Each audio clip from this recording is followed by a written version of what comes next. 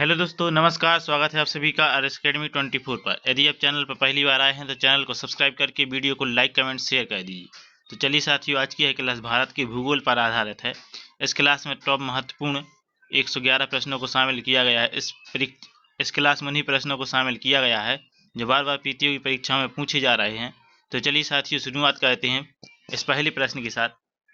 पहले प्रश्न के पहले सभी साथियों से निवेदन है कि चैनल को सब्सक्राइब करके बेल आइकन को प्रेस कर लें ताकि आने वाली सभी क्लासेज की नोटिफिकेशन आप तक सबसे पहले पहुंचे।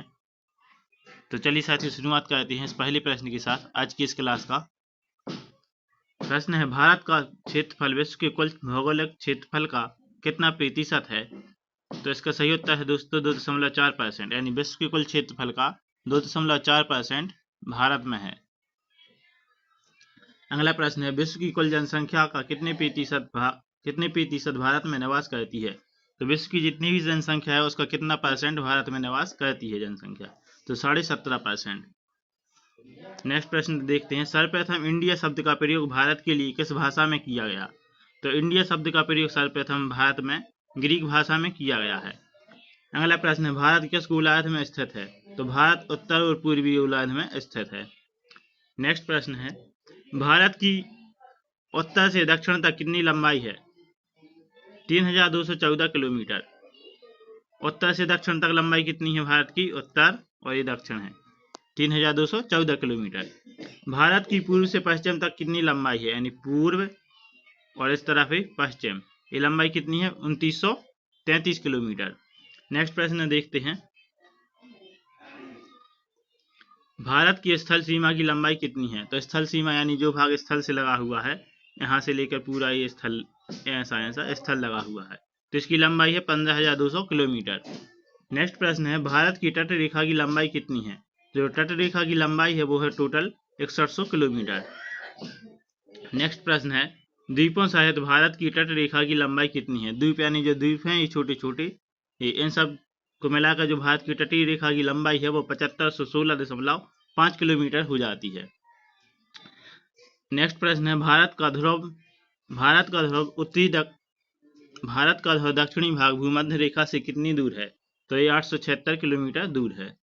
अगला प्रश्न है, भारत में कितने राज्य समुद्र तट रेखा में हैं? तो भारत के ऐसे कितने राज्य हैं जो समुद्र की तट रेखा से लगी हुई है? यहाँ से लेके गुजरात, महाराष्ट्र, ये सभी कहाँ हैं? समुद्र से लगे हुए राज्य हैं। तो ये कितने हैं? टोटल 9 राज्य ऐसे हैं जो समुद्र की तट रेखा से लगी हैं। नेक्स्ट प्रश्न है, भारत की किस राज्य की तट रेखा सबसे लंबी है? तो सबसे लंबी तट रेखा वाला राज्य है गुजरात। ये कई बार परीक्षा में पूछा गया है, इसको नोट कर लें। अगला प्रश्न देखते हैं, भारत के किस राज्य की तट रेखा सबसे छोटी है? तो सबसे छोटी तट रेखा वाला राज्य कौन सा है? गोवा। गोवा की तट रेखा है जो वो सबसे छोटी है। नेक्स्ट प्रश्न है, कौन सी अक्षांश रेखा भारत के मध्य से होकर गुजरती है? तो कौन सी रेखा है जो भारत को 2 बराबर भागों में विभाजित करती है? तो यह है कर्क रेखा। कर्क रेखा भारत के मध्य से होकर गुजरती है इस प्रकार से। नेक्स्ट प्रश्न देखते हैं, कर्क रेखा भारत के कितने राज्यों से होकर गुजरती है? तो कर्क रेखा भारत के कितने राज्यों से होकर गुजरती है? तो 8 राज्य हैं। वो कौन कौन से? मध्य प्रदेश, त्रिपुरा, मिजोरम, पश्चिम बंगाल, राजस्थान, गुजरात, महाराष्ट्र, झारखंड,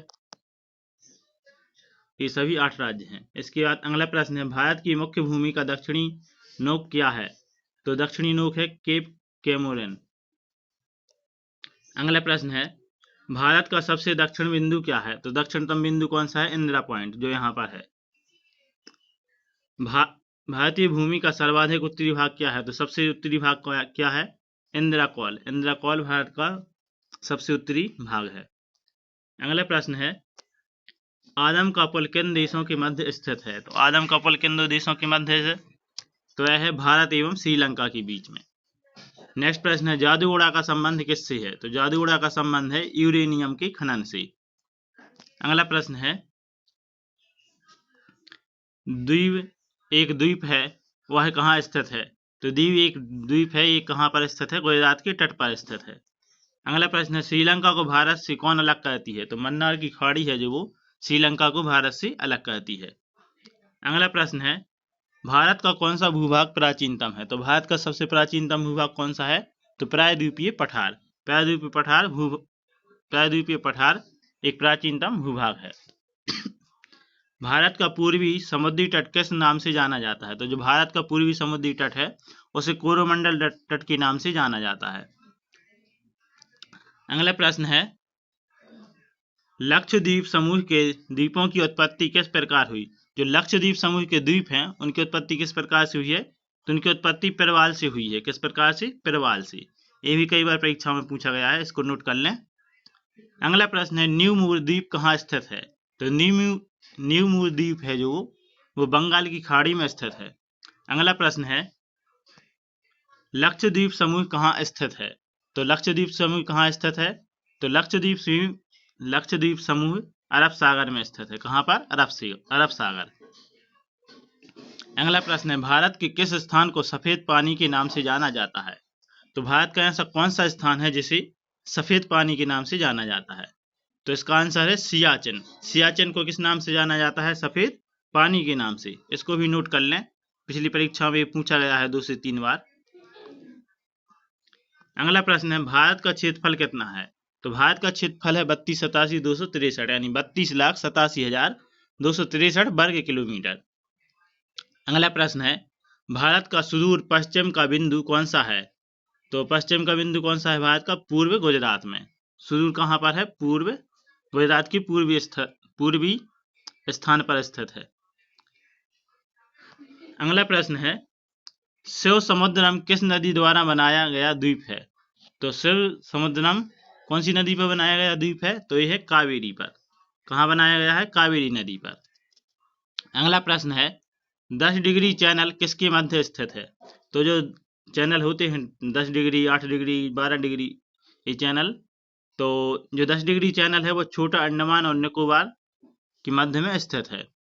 अगला प्रश्न है, भारत की सबसे लंबी स्थलीय सीमा किस देश के साथ है? तो सबसे लंबी स्थलीय सीमा वाला देश कौन सा है? बांग्लादेश। तो भारत की सबसे अधिक स्थलीय सीमा बांग्लादेश के साथ लगती है। अगला प्रश्न है, भारत की सबसे छोटी स्थलीय सीमा किस देश के साथ है? तो सबसे कम स्थलीय सीमा किस देश के साथ है भारत की? तो इसका आंसर होता है अफगानिस्तान। अफगानिस्तान के साथ जो स्थलीय सीमा है भारत की वो केवल और केवल 105 किलोमीटर की है। अगला प्रश्न देखते हैं दोस्तों। अगला प्रश्न है, भारत के कुल भूभाग का कितने प्रतिशत पर्वतीय है? तो जो भारत का कुल भूभाग है उसका 11% क्या है? पर्वत है। भारत के कुल भूभाग का कितने प्रतिशत मैदानी भाग है? तो जो मैदानी भाग कितना है? 43% यानी 43% पर मैदान है। नेक्स्ट प्रश्न है, भारत का दक्षिणतम बिंदु कहाँ स्थित है? जो भारत का दक्षिणतम बिंदु है वो कहाँ पर स्थित है? जिसे इंदिरा पॉइंट के नाम से जाना जाता है, तो वो है अंडमान निकोबार द्वीप समूह में स्थित। अगला प्रश्न है, भारत की मुख्य भूमि को रामेश्वरम द्वीप से कौन अलग करता है? तो भारत की जो मुख्य भूमि है और जो रामेश्वर द्वीप है इन दोनों के बीच में अलग कौन करता है? तो पंबन चैनल इन दोनों को अलग करता है। नेक्स्ट प्रश्न है, भारत के पश्चिमी समुद्री तट का उत्तरी भाग किस नाम से जाना जाता है? तो जो भारत का पश्चिमी समुद्री तट है यहाँ वाला भाग, तो ये किस नाम से जाना जाता है? कोंकण तट के नाम से जाना जाता है। कौन सी तट के नाम से? कोंकण तट। अगला प्रश्न है, भारत के पश्चिमी समुद्र तट का दक्षिणी भाग किस नाम से जाना जाता है? तो जो भारत का पश्चिमी समुद्र तट है इसका दक्षिणी भाग यहाँ वाला भाग, तो ये किस नाम से जाना जाता है? मालाबार तट के नाम से। नेक्स्ट प्रश्न की ओर चलते हैं, भारत तथा पाकिस्तान के मध्य अंतर्राष्ट्रीय सीमा का नाम क्या है? तो जो भारत और पाकिस्तान के मध्य जो अंतर्राष्ट्रीय सीमा है उसका नाम क्या है? रेड क्लिफ रेखा। तो रेड क्लिफ रेखा है जो भारत और पाकिस्तान को विभाजित करती है। अगला प्रश्न है, भारत तथा चीन के बीच सीमा बनाने वाली रेखा का क्या नाम है? तो भारत और चीन के बीच में कौन सी रेखा सीमा बनाती है? तो उस रेखा का नाम है मैकमोहन रेखा। ये दोनों प्रश्न कई बार परीक्षा में पूछे गए हैं, तो इनको IMP लगाकर नोट कर लें। अगला प्रश्न है, किस देश की भारत के साथ अंतर्राष्ट्रीय सीमा नहीं है? तो श्रीलंका एक ऐसा देश है जिसके साथ भारत की अंतर्राष्ट्रीय सीमा नहीं है। अगला प्रश्न है, पाक जलडमरू मध्य के बीच कौन से 2 देश हैं? तो जो पाक जलडमरू मध्य रेखा है उस रेखा के इस तरफ और उस तरफ भारत और श्रीलंका देश है। तो ऐसा भी कह सकते हैं कि पाक जलमरूरी मध्य रेखा भारत और श्रीलंका को विभाजित करती है, यानी अलग अलग करती है। अगला प्रश्न है, बांदीपुर अभ्यारण्य किस राज्य में है? तो जो बांदीपुर अभ्यारण्य है वो कर्नाटक राज्य में है। कहाँ पर है? कर्नाटक में। अगला प्रश्न है, सूर्य के सबसे दूर कौन सा ग्रह है? तो सूर्य के सबसे दूर स्थित ग्रह क्या है, कौन सा है? वरुण। वरुण ग्रह है वो सूर्य से सबसे दूर स्थित है। अगला प्रश्न है, विश्व की सर्वाधिक विश्वासघाती नदी, तो सबसे ज्यादा जो विश्वासघाती कहती है उस नदी का नाम क्या है? हवांगहू नदी। कौन सी नदी है? हवांगहू नदी। अगला प्रश्न है, विश्व की सबसे व्यस्त व्यापारिक नदी, तो सबसे ज्यादा जो व्यस्त व्यापारिक नदी है वो कौन सी नदी है? राइन नदी। ये भी परीक्षा में पूछा गया है, इसको भी नोट कर लें। अगला प्रश्न है, भारत के पूर्व में कौन सा देश है? तो पूर्व में कौन सा देश स्थित है भारत के? तो बांग्लादेश एक ऐसा देश है जो भारत के पूर्व में स्थित है। भारत के पश्चिम में कौन सा देश है? तो पश्चिम में कौन सा देश है? पाकिस्तान। नेक्स्ट प्रश्न है, भारत के उत्तर में कौन कौन से देश हैं? तो भारत के उत्तर में कौन कौन से देश हैं? यहाँ पर ये उत्तर है, ये दक्षिण है, एक पूरब है और एक पश्चिम है। पश्चिम में पाकिस्तान, पूरब में बांग्लादेश और दक्षिण में श्रीलंका, और उत्तर में कौन कौन सी हैं? चीन, नेपाल, भूटान। तो चीन, नेपाल, भूटान भारत के उत्तर में स्थित हैं। अगला प्रश्न है, भारत के दक्षिण पश्चिम में कौन सा सागर है? तो दक्षिण पश्चिम में कौन सा सागर है? अरब सागर, यहाँ पर।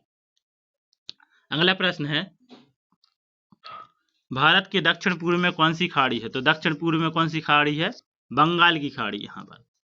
अगला प्रश्न है, भारत के दक्षिण में कौन सा महासागर है? तो दक्षिण में कौन सा महासागर है? हिंद महासागर। अगला प्रश्न है, पूर्वांचल की पहाड़ियां भारत को किस देश से अलग करती हैं? तो जो पूर्वांचल की पहाड़ियां हैं वो भारत को म्यांमार देश से अलग करती हैं। अगला प्रश्न है, मन्नार की खाड़ी और पाक जलमरूरी मध्य भारत को किस देश से अलग करती हैं? तो मन्नार की खाड़ी और पाक जलमरूरी मध्य भारत को श्रीलंका देश से अलग करती हैं। किस देश से? श्रीलंका देश से। तो चलिए साथियों, ये थी हमारी आज की, जो इसमें भूगोल के उन्हीं प्रश्नों को शामिल किया गया है। इस क्लास में जो प्रश्न बार बार परीक्षा में पूछे गए हैं, पूछे जाने वाले हैं, इनकी संभावना आने की बहुत अधिक है, क्योंकि ये प्रश्न पिछली बार भी कई परीक्षाओं में पूछे गए हैं। तो रिपीट होते हुए क्वेश्चन है ये सभी। तो इन क्वेश्चनों की जो वीडियो है इनको शुरू से लेकर पूरा तक कम से कम 2 से 3 बार अवश्य देख लें, ताकि बहुत अच्छी तरीके से तैयारी हो सके। और चलिए साथियों, आशा करते हैं कि आपको यह क्लास अच्छी लगी होगी। तो हमारे चैनल RS Academy 24 को सब्सक्राइब करके बेल आइकन को प्रेस कर लें, ताकि आने वाली सभी क्लासेज के नोटिफिकेशन आप तक सबसे पहले पहुंचें। इसी के साथ जय हिंद, वंदे मातरम।